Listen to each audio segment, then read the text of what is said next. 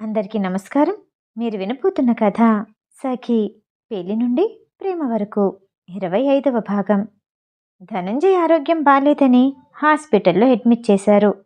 ఎక్కువగా స్ట్రెస్కి గురవ్వటం వల్ల హార్ట్అటాక్ వచ్చిందని డాక్టర్ చెప్పారు.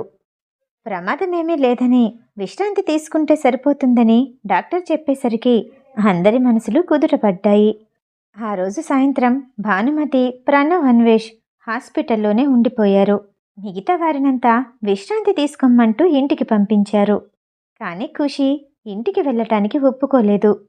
ఆ రాత్రి భానుమతికి తనే బలవంతం చేసి పాలల్లో బ్రెడ్ను ముంచి తినిపించింది.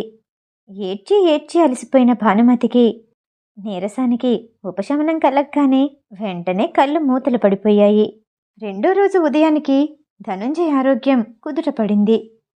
మధ్యాహ్నం వరకు డిశ్చార్జ్ చేసే ఏర్పాట్లు చేస్తున్నారు ప్రణవ్ ఇంకా అన్వేష్. ఖుషి క్యాంటీన్ నుండి టిఫిన్ తీసుకొచ్చి భానుమతికిచ్చి తను కూడా టిఫిన్ ప్లేట్ పట్టుకొని ఆమె పక్కనే కూర్చుంది. అత్తయ్య, మీరేమి అనుకోనంటే ఒక విషయం అడగనా అని టిఫిన్ తింటూ అడిగింది ఖుషి. నువ్వు ఈ ఇంటి కోడలివి, నీకన్ని విషయాలు తెలియాలి. మా ఇంటి మహాలక్ష్మివి, ఏదైనా అడిగే హక్కు నీకుంది అంది భానుమతి. అది ధర్మేంద్ర కుటుంబంతో మనకున్న విరోధమేంటి అడిగింది ఖుషి. భానుమతి 2 సెకండ్ల నిశ్శబ్దం తర్వాత తల ఊపి, ఎప్పటికైనా సరే నువ్వు ఈ విషయాన్ని తెలుసుకోవలసిందే, కాబట్టి ఇప్పుడే చెప్తాను. మన కుటుంబానికి ధర్మేంద్ర కుటుంబానికి 3 తరాలుగా స్నేహం ఉంది. అలాగే మీ మామయ్య ధర్మేంద్ర కూడా మంచి స్నేహితులు. ఆ స్నేహబంధాన్ని రక్త సంబంధంగా మార్చాలనుకున్నారు. అందుకోసం ధర్మేంద్ర చెల్లి హేమలతని మీ మామయ్య పెళ్లి చేసుకుంటానని మాటిచ్చారు. కానీ పరిస్థితుల ప్రభావంతో ఆ మాటని నిలబెట్టుకోలేకపోయారు. ఆ విషయం గురించి అడగటానికి హేమలత ఇంటికొచ్చింది. అర్థం చేసుకోమన్నట్టు పరిస్థితులంతా వివరించారు. కానీ ఆమె వినలేదు. దాంతో ఆమెకి, ప్రణవ్ తండ్రి గిరిధర్కి గొడవ మొదలైంది. ఇద్దరిలోనూ ఎవ్వరూ సర్దుకుపోవట్లేదు. ఆ గొడవను ఆపటానికి మధ్యలో మీ మామయ్య గారి తండ్రొచ్చారు. హేమలత అతని మీద కూడా తిరగబడింది. పెద్ద వయసుని కూడా చూడకుండా అవమానించింది. ఆయన్ని తోసేసింది. ఆ అవమానాన్ని తట్టుకోలేకపోయారేమో, ఉన్న పల్లంగా కుప్పకూలిపోయారు. ఆయన పడిపోవటం చూసి మీ మామయ్యకి కోపం వచ్చింది. వెంటనే హేమలతని కొట్టారు. ఆమె చాలా శాపనార్థాలు పెడుతూ పగ ఎలాగైనా తీర్చుకుంటానంటూ అందర్నీ చూస్తూ పగని ఒంట్లో నింపుకొని వెళ్ళిపోయింది. పడిపోయిన మా మామయ్య గారు లేవలేదు. ఏమైందా అని దగ్గరికి వెళ్ళి చూస్తే ప్రాణం లేకుండా నిర్జీవంగా ఉన్నారు. ఆ తర్వాత వ్యాపారపరంగా, మానసికంగా కోలుకోటానికి చాలా సమయమే పట్టింది. రోజులాగవు కదా, సంవత్సరం గడిచింది. మీ మామయ్య గారు తండ్రి సంవత్సరికానికి పూజలో కూర్చున్నారు. అప్పటికి అన్వేష్కి, అర్జున్కి 10 సంవత్సరాలుంటాయి. ప్రణవ్ చాలా చిన్నవాడు. అందరం పూజలో కూర్చున్నాం. అదే సమయంలో ఫ్యాక్టరీ నుండి ఎవరో ఫోన్ కాల్ చేశారు. సిల్క్ ఫ్యాక్టరీలో పనిచేస్తున్న కార్మికులందరూ స్ట్రైక్ చేస్తున్నారని, అది చాలా పెద్ద సమస్యగా మారబోతుందని త్వరగా రమ్మంటూ చెప్పారు. మీ మామయ్య పూజలో కూర్చుని ఉండటం వల్ల చిన్నమామ గిరిధర్ బయలుదేరాడు. వెళ్ళొద్దంటూ మేమెంతగానో ఆపాము. కానీ అతను ఒప్పుకోలేదు. చివరికి హరిత కూడా అతనికి తోడుగా వెళ్తానంటూ బయలుదేరింది. వాళ్ళు వెళ్ళిన కాసేపటికే వాళ్ళ కారుకి యాక్సిడెంట్ అయిందంటూ ఫోన్ వచ్చింది. పరిగెత్తుకుంటూ వెళ్ళాము. అప్పటికే ఇద్దరూ చనిపోయి కనిపించారు. ప్రణవ్ తల్లిదండ్రులు లేనివాడయ్యాడు. ఆ తర్వాత మాకు తెలిసిన విషయం ఏంటంటే అక్కడ ఎలాంటి స్ట్రైక్ జరగట్లేదని, అది కావాలనే ఎవరో ఆడిన నాటకమని, అందులో ధర్మేంద్ర హస్తం ఉందని తెలిసింది. ఆ తర్వాత అతనికి దూరంగా ఉండాలని నిర్ణయించుకున్నాము. ఇంట్లో ఎవ్వరి ప్రాణాలు పోకూడదని అతనితో శత్రుత్వం పెంచుకోలేదు. ఈ విషయాలేవి ప్రణవ్కి తెలీదు.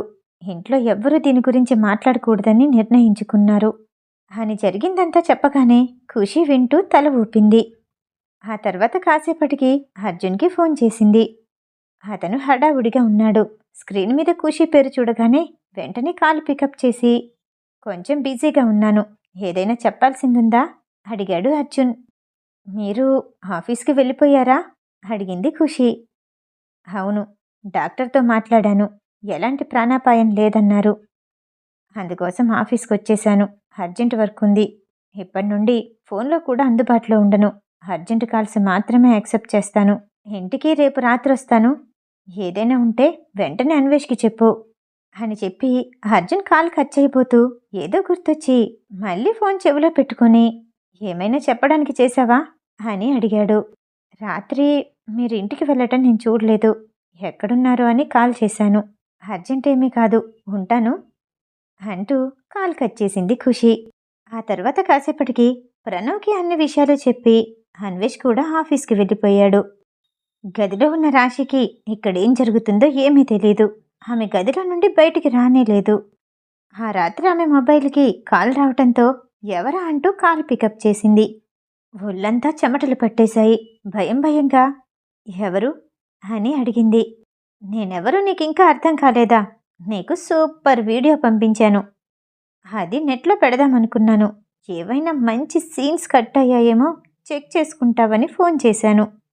కానీ నువ్వు చెప్పాల్సిన అవసరం లేదు. ప్రతి సీన్ అద్దిరిపోయింది. ఏదీ మిస్ అవ్వలేదు. రాశిని భయపెట్టేలా గట్టిగా నవ్వాడతను. రాశి వణికిపోయింది. అసలు నువ్వెవరు? నీకేం కావాలి? ఎంత డబ్బు కావాలో చెప్పు, ఇచ్చేస్తాను. ఆ వీడియోని నాశనం చెయ్యి అంటూ గట్టిగా అరిచింది రాశి. అతను వెటకారంగా నవ్వుతూ, నేనేం చెయ్యాలో నువ్వు నాకు చెప్పొద్దు, నువ్వేం చెయ్యాలో నేను చెప్తాను అంటూ అతను ఏవో కొన్ని హెచ్చరికలు జారీ చేశాడు. ఆమె తల ఊపుతూ అతను చెప్పిందంతా నిశ్శబ్దంగా వింది. దట్స్ మై గర్ల్, చెప్పిందంతా కుక్క పిల్లలా వినాలి, విశ్వాసంగా ఉండాలి బుజ్జి అంటూ అతను కాల్ కట్ చేశాడు. ఆ తర్వాత రాశి మొబైల్కి అర్జున్ మొబైల్ నుండి మెసేజ్ వచ్చేసరికి వస్తున్నానంటూ మెసేజ్ చేసి వెంటనే 5 స్టార్ హోటల్కి చేరుకుంది. అక్కడ మోడల్స్ కోసం ఏర్పాటు చేసిన గది వైపు వెళ్ళింది. హాస్పిటల్లో ఉన్న ప్రణవ్ ఇంకొన్ని టెస్టులు చేయించటానికి ఆగుదామంటే భానుమతి ఉండిపోయింది. లక్ష్మి లంచ్ బాక్స్ తీసుకొని హాస్పిటల్కి రాగానే ఖుషి ఇంటికి బయలుదేరింది. ఆమె గదిలోకి వచ్చిన తర్వాత ఏం చెయ్యాలో తోచలేదు. మంజు చందన దగ్గరికి వెళ్దామనుకుంది కానీ ఇద్దరు బాగా అలసిపోయి ఉండటంతో తమ గదుల్లో నిద్రపోతున్నారు. ఖుషి తన గదిని శుభ్రం చేసుకోవటం మొదలుపెట్టింది. ఆమె బ్యాగ్లో బట్టలు తీసి మడత పెడుతూ ఉండగా రాజారాం మాస్టర్ ఇచ్చిన బాక్స్ కనిపించింది. ఇది ప్రశాంతంగా ఉన్నప్పుడు ఓపెన్ చేయమన్నారు. ఏమన్నారు? నా పుట్టుకకి సంబంధించిన విషయం ఏదో ఉంటుంది అన్నారు. ఖుషి అనుకోగానే అది తెరిచి చూడాలని ఆతృతగా అనిపించింది. కానీ చూస్తే తను బాధపడేలా ఏదైనా విషయం ఉంటుందేమోనని భయపడింది. పట్టుకొని మళ్ళీ వెంటనే దాన్ని బ్యాగ్లో పెట్టేసి మనసు చూడు అనటంతో మళ్ళీ ఆ బాక్స్ తెరవటానికి సిద్ధమైంది. గుండె వేగం పెరుగుతుంటే కళ్ళు మూసుకుని భయం భయంగా ఆ బాక్స్ని తెరిచింది ఖుషి. అందులో ఏవో కొన్ని ఫొటోస్ కనిపించాయి. వాటితో పాటు సర్టిఫికెట్స్ కూడా ఉన్నాయి. వాటితో పాటు ఎర్ర రంగులో ఉన్న డైరీ కూడా కనిపించింది. ఖుషి ఒక్కోదాన్ని ఆశ్చర్యంగా చూస్తూ డైరీని చేతిలోకి తీసుకుని మొదటి పేజీ తెరిచి చూసింది. నా బంగారు తల్లి ఖుషీకి అని రాసున్న అక్షరాలని చదువుతూ వేలతో తడుముతూ కన్నీళ్లు పెట్టుకుంది. అది తన తల్లి చేతిరాత. భారమైన మనసుతో మరో పేజీ తిప్పింది. నువ్వు ఈ డైరీ చదివే సమయానికి నేను బ్రతికి ఉండకపోవచ్చు. అందుకే ఈ డైరీ మొదలు పెట్టాను. నేను ఎక్కువ కాలం బ్రతకనని నా మనసు కనిపిస్తుంది. నీకు తల్లిగా నేను ఇవన్నీ తెలియచేయటం నా బాధ్యత. కానీ నువ్వు తెలుసుకునే వయసు వచ్చేసరికి నేను ప్రాణంతో ఉండకపోవచ్చు. నీ దగ్గర చాలా నిజాలు దాచాను. రాజారాం మాస్టర్కి కూడా నేనేమీ చెప్పలేదు. అతను నా పరిస్థితిని అర్థం చేసుకున్నారు. నిజం చెప్పుంటే నాకు జరిగిన అన్యాయం కోసం పోరాడేవాళ్ళు. ఆ భార్యాభర్తలిద్దరి జీవితం ప్రమాదంలో పడేది. అందుకుగాను ఇద్దరిని నా తరపున క్షమించమని అడుగు. నా అసలు పేరు అరవింద. మీ నాన్నగారి పేరు చంద్రకాంత్ కుమార్. ముందుగా నువ్వు నీ తండ్రి గురించి తెలుసుకోవాలి. మీ తాతయ్య గారు అంటే మీ నాన్నగారి తండ్రి చెన్నైలోనే ధనవంతుల కుటుంబానికి చెందిన వాళ్ళు. ఆయనకి పెళ్ళైన 10 సంవత్సరాలకు కూడా పిల్లలు లేకపోవటంతో భార్య సమ్మతితోనే మళ్ళీ పెళ్లి చేసుకున్నారు. మొదటి భార్యని చూసుకున్నట్టే రెండో భార్యని అపురూపంగా చూసుకునేవారు.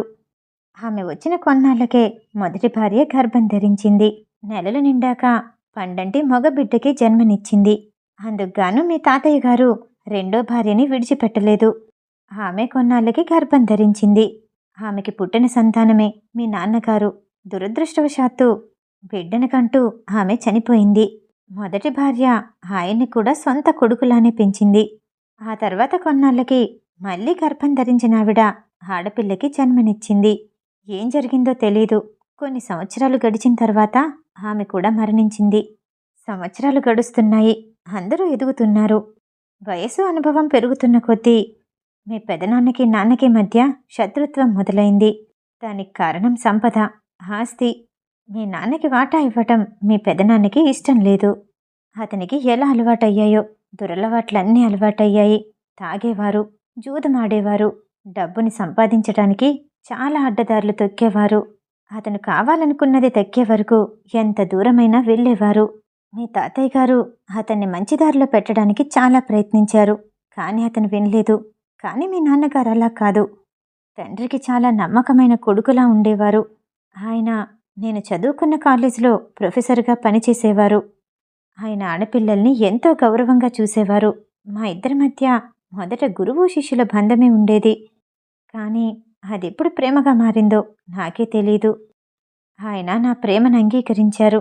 ఒకరికొకరం చాలా ఇష్టపడ్డాం. అయితే ఒకరోజు కాలేజీలో ఫంక్షన్ జరుగుతూ ఉండగా మీ పెదనాన్న కాలేజ్కొచ్చారు. అక్కడ నన్ను చూసి ప్రేమించానని అంగీకరించమని అడిగారు. వెంటనే నిరాకరించాను. అప్పటినుండి ప్రతిరోజు కాలేజ్కి వస్తూనే ఉండేవారు. నన్ను పెళ్లి చేసుకోవటానికి చాలా రకాలుగా ప్రయత్నించారు. నాకిష్టం లేదన్న విషయాన్ని ఆయన పట్టించుకోలేదు. మొండిగా ఎలాగైనా పెళ్లి చేసుకోవాలంటూ ఎవరి ద్వారానో వార్తలు కూడా పంపించేవారు. ఆ తర్వాత మీ తాతయ్య గారికి ఆరోగ్యం బాలేక మంచాన పడ్డారు. మీ పెదనాన్నగారి గురించి తెలిసి ముందే మీ నాన్నగారికి కొంత ప్రాపర్టీని రాసి ఎవ్వరికీ తెలియకుండా ఆయన పేరు మీద ట్రాన్స్ఫర్ చేసి ఆ పేపర్లని మీ నాన్నగారికి రహస్యంగా అందించారు. చివరికి మీ తాతయ్య గారు చనిపోయారు. ఆ తర్వాత నా ప్రేమ విషయాన్ని మా నాన్నగారికి చెప్పాను. నేను ఇష్టపడ్డ అబ్బాయిని పిలిపించారు, మాట్లాడారు. సంతోషంగా పెళ్లికి ఒప్పుకున్నారు. ఆ తర్వాత ఈ విషయాన్ని తన అన్నయ్యకి తెలియచేయాలి అనుకున్నారు. ఎప్పుడూ తమ్ముడితో మాట్లాడకుండా తప్పించుకుంటూ తిరిగే ఆ వ్యక్తి మొదటిసారి నీతో మాట్లాడాలి రమ్మని పిలిచాడు. మీ నాన్నగారి సంతోషం రెట్టింపైంది. ఆ సంతోషంలోనే పెళ్లి కుదిరిన విషయాన్ని చెప్పారు. అతను సంతోషాన్ని నటిస్తూనే నీ పెళ్లికి నేను తోడుగా ఉండాలంటే నేనిష్టపడ్డ అమ్మాయితో నా పెళ్లి చెయ్యి. ఇద్దరం ఒకేసారి ఒకే మండపంలో పెళ్లి చేసుకుందాం అని అనటంతో మీ నాన్నగారు ఎవరా అమ్మాయి అంటూ ఆనందంగా అడిగారు. మొదటిసారిగా అతని చేతుల మీద బాధ్యతని పెడుతున్నందుకు ఉప్పొంగిపోయారు. కానీ అతను చెప్పిన పేరును విని షాక్ అయ్యారు. ఆ తర్వాత రోజు నుండి మీ నాన్నగారు నాతో మాట్లాడటం మానేశారు. పెళ్లి చేసుకోవటానికి ఎలాంటి ఆటంకాలు లేవు. అయినా ఆయన ఎందుకలా ప్రవర్తిస్తున్నారో అర్థం కాక కాలేజ్ నుండి వచ్చేటప్పుడు ఆయన కోసం ఎదురుచూసి గట్టిగా ప్రశ్నించాను. తన అన్నయ్య గురించి దూరంగా ఉండాలనుకుంటున్నానని ఖచ్చితంగా చెప్పారు. నా మనసుతో సంబంధం లేకుండా ఇలా మాట్లాడుతున్నందుకు నాకు కోపం వచ్చింది. చనిపోవాలని నిర్ణయించుకున్నాను. ఆత్మహత్య ప్రయత్నం చేశాను. ఆయన నన్ను విడిచిపెట్టి ఉండలేక పెళ్లి చేసుకుంటానని మాటిచ్చారు. ఇక్కడైతే తన అన్న బ్రతకనివ్వరని వేరే ఊరు వెళ్ళిపోయి అక్కడ పెళ్లి చేసుకుందామని చెప్పారు. ఇక్కడ చేయాల్సిన కొన్ని పనులున్నాయి. అవి పూర్తి చేసుకుని వస్తాను. రేపు రాత్రికల్లా వచ్చేయమంటూ ఎక్కడుండాలో చెప్పారు. ఆయన చెప్పినట్టుగానే ఇద్దరం ఊరొదిలి పారిపోయాము. ఆ తర్వాత పెళ్లి చేసుకున్నాము. ఇలా పెళ్లి చేసుకోవటం మా నాన్నగారికి నచ్చలేదు. మాతో మాట్లాడటం మానేశారు. పరిస్థితిని అర్థం చేసుకోమంటూ వేడుకున్నాను. స్వయంగా అతని చేతులతో పెళ్లి చేస్తానని చెప్పినా పారిపోయినందుకు కోపగించుకున్నారు. మీ పెదనాన్నకి ఈ విషయం తెలిసింది. అంతేకాదు ప్రాపర్టీ కూడా మీ నాన్నగారి పేరు మీద ఉన్నట్టు చూశారు. అప్పటినుండి ఆయన్ని చంపడానికి ప్రయత్నిస్తున్నారు. అది తెలుసుకున్న మేము పక్క రాష్ట్రానికి పారిపోయాము. అక్కడ ఓ స్కూల్లో టీచర్గా జాయిన్ అయ్యారు. అదే సమయంలో నువ్వు కూడా పుట్టావు. ఆ తర్వాత 5 సంవత్సరాలు జీవితం చాలా హాయిగా గడిచింది. సంతోషంగా ఉంటున్నామనుకున్న క్షణంలో ఆ దేవుడు ఏదో ఒక పరీక్ష పెడతాడు. మీ పెదనాన్న వ్యాపారపరంగా మేమున్న ప్రదేశానికి వచ్చాడు. అక్కడ అనుకోకుండా మీ నాన్నగారిని చూశాడు. అప్పటినుండి మమ్మల్ని వెతికించడానికి కొందరు మనుషుల్ని ఏర్పాటు చేశాడు. ఈ విషయాలన్నీ తెలిసిన మీ నాన్నగారి స్నేహితుడొకరు ఆయన్ని హెచ్చరించారు. అందుకే మరెక్కడికైనా వెళ్ళిపోవాలి అనుకున్నాము. ఆ రాత్రి ఆస్తికి సంబంధించిన కాగితాలని, నువ్వు పుట్టినప్పుడు గవర్నమెంట్ ఇచ్చిన సర్టిఫికెట్ని, ఫ్యామిలీ ఫోటోని ఈ చిన్న బాక్సులో పెట్టారు. ఆ తర్వాత మీ నాన్నగారు ఒక ఉపాయాన్ని ఆలోచించారు. ఇద్దరం వేరు వేరు దిశల్లో ప్రయాణించాలనుకున్నాము. వాళ్ళు నన్ను నా కూతుర్ని గుర్తుపట్టరు కాబట్టి ప్రమాదం ఏమీ లేదని చెప్పారు. ఎలాగైనా వాళ్ళ నుండి తప్పించుకొని వచ్చేస్తానంటూ చిత్తూరు బస్సు ఎక్కించారు. అది ఆంధ్ర రాష్ట్రానికి సంబంధించిన ప్రదేశం కాబట్టి ఎలాంటి భయం ఉండదన్నారు. 5 సంవత్సరాల బిడ్డవైన నిన్నెత్తుకుని బ్యాగ్లో మ్యారేజ్ సర్టిఫికెట్ పెట్టుకుని బయటపడ్డాను. నాకు ఏదైనా జరిగితే మా కూతురుగా నువ్వు బ్రతుకుతావని ఆశించాను. ఆయన్ని విడిచిపెట్టి వెళ్ళేటప్పుడు చాలా బాధగా అనిపించింది. బస్సులో ఎక్కి కూర్చున్నాక కొంత దూరం ప్రయాణించాక వెనక్కి తిరిగి చూశాను. ఆయన బస్సు వెనకాలే పరిగెత్తుకుంటూ వస్తున్నారు. ఎందుకో అర్థం కాలేదు. కొంత దూరంలో చీకట్లో నుండి పరిగెత్తుకుంటూ బయటకొస్తున్న వ్యక్తులు కనిపించారు. వాళ్ళ చేతుల్లో ఆయుధాలున్నాయి. ఏదో మాట్లాడుతున్నారు.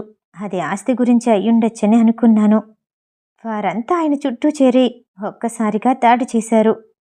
ఆ తర్వాత నేను చూడలేకపోయాను. బస్సు దూరంగా వచ్చేసింది. నిన్నెత్తుకుని చిత్తూరులో దిగాను.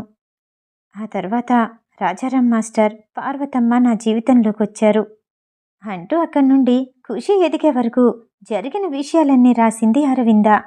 అవన్నీ చదువుతున్న ఖుషికి దుఃఖం ఆగలేదు. గొంతులో ఏదో అడ్డుపడ్డట్టు మాట బయటికి రాలేదు. ఎంతసేపు ఏడ్చిందో తనకే తెలీదు. ఇంకా చివరి పేజీలు మిగిలుండటంతో అవి తెరిచి చూసింది ఖుషి. నీ తల్లి జీవితంలో రహస్యాలు తెలిసాయా? మీ తాతగారి పేరు వేదాంత్ కుమార్, మీ నాన్నగారి పేరు చంద్రకాంత్ కుమార్, ఆయన అన్న పేరు ధర్మేంద్ర కుమార్. ఆ పేరు చదవగానే ఖుషి షాక్ అయింది.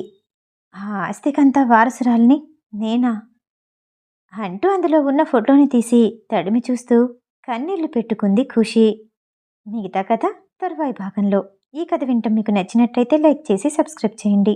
మళ్ళీ రేపు కలుద్దాం. నమస్తే.